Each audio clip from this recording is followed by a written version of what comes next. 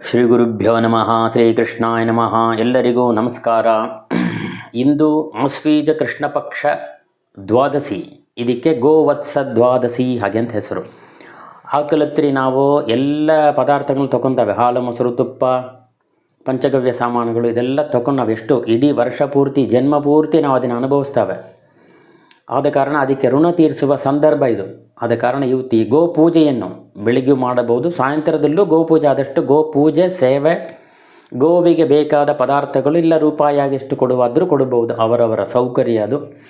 ವಿಶೇಷವಾಗಿ ಗೋ ಸೇವೆಯನ್ನು ಇವತ್ತು ಮಾಡಬೇಕು. ಇದಕ್ಕೆ ಗೋವತ್ಸ ದ್ವಾದಶಿ ಅಂತ ಹೆಸರು. ನಾಳೆ ಜಲಪೂರಣ ತ್ರಯೋದಶಿ. ಜಲಪೂರ್ಣ ತ್ರಯೋ ಅಂದರೆ ಜಲ ನೀರನ್ನು ತುಂಬಿಸಿ ಇಡುವ ಹಬ್ಬ ಅಂತ.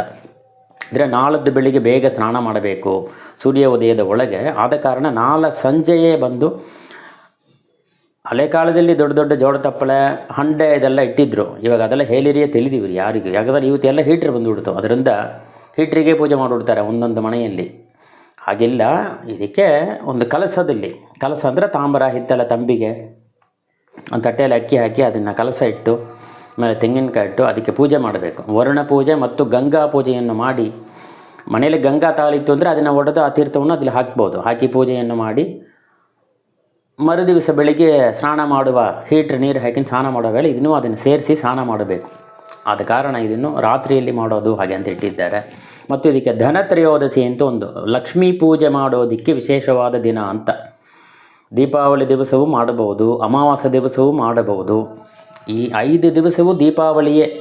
ಗೋವತ್ಸ ದ್ವಾದಶಿ, ಧನತ್ರಯೋದಶಿ, ಜಲಪೂರ್ಣ ತ್ರಯೋದಶಿ, ನರಕ ಚತುರ್ದಶಿ, ಅಮಾವಾಸ್ಯೆ, ಬಲೀಂದ್ರನ ಪೂಜೆ, ಬಲಿಪಾಡ್ಯ ಅಂತ ಹಾಕಿರೋರು. ಆವತ್ತು ಬಲೀಂದ್ರನ ಪೂಜೆ, ಇಂದ್ರನ ಪೂಜೆ, ಬಲಿ ಚಕ್ರವರ್ತಿ ಮತ್ತು ಇಂದ್ರನ ಪೂಜೆ ಮಾಡಬೇಕು. ಅಮಾವಾಸ್ಯೆ ದಿವಸ ಪಿತೃತರ್ಪಣ. ಅದಕ್ಕೆ ಮರುದಿವಸ ಯಮ ದ್ವಿತೀಯೆ ಅಂದರೆ ಅಣ್ಣ ತಮ್ಮಂದಿರು ಅಕ್ಕ ತಂಗಿಯರನ್ನು ಕೂಗಿ ಉಪಚಾರವನ್ನು ಮಾಡಿ ಅವರಿಗೆ ಬೇಕಾದ ಒಡವೆಗಳು ಏನಿದೆಯೋ ಆಭರಣಗಳೆಲ್ಲ ಕೊಟ್ಟು ಅವರಿಗೆ ಉಪಚಾರ ಮನಸ್ಸು ತೃಪ್ತಿಪಡಿಸಿ ಕೂಡ ಹುಟ್ಟಿದವರನ್ನು ಸಂತೋಷಪಡಿಸಬೇಕು ಅಂತ. ಅದೇ ಕಾರಣ ಇವರುಗಳು ಬಂದು ಅವರಿಗೆ ಮಾಡಬೇಕು ಅಂತ ಹೇಳಿ ಅದಕ್ಕೆ ಮರುದಿವಸ ಭ್ರಾತೃ ದ್ವಿತೀಯ. ಭ್ರಾತೃ ಅಂದರೆ ಅಣ್ಣ ತಮ್ಮಂದಿರು ಅಂತ. ಅವರನ್ನು ಕೂಗಿ ಅಕ್ಕ ತಂಗಿಯರು ಅವರಿಗೆ ಪೂಜೆಯನ್ನು ಮಾಡಿ ಅವರಿಗೆ ಒಡವೆ ಎಲ್ಲ ಕೊಟ್ಟು ಅವರ ಆಶೀರ್ವಾದ ತಗೊಬೇಕು. ಆಶೀರ್ವಾದ ತಮ್ಮನ ಇದ್ದರೆ ಆಶೀರ್ವಾದ ಕೊಡಬೇಕು.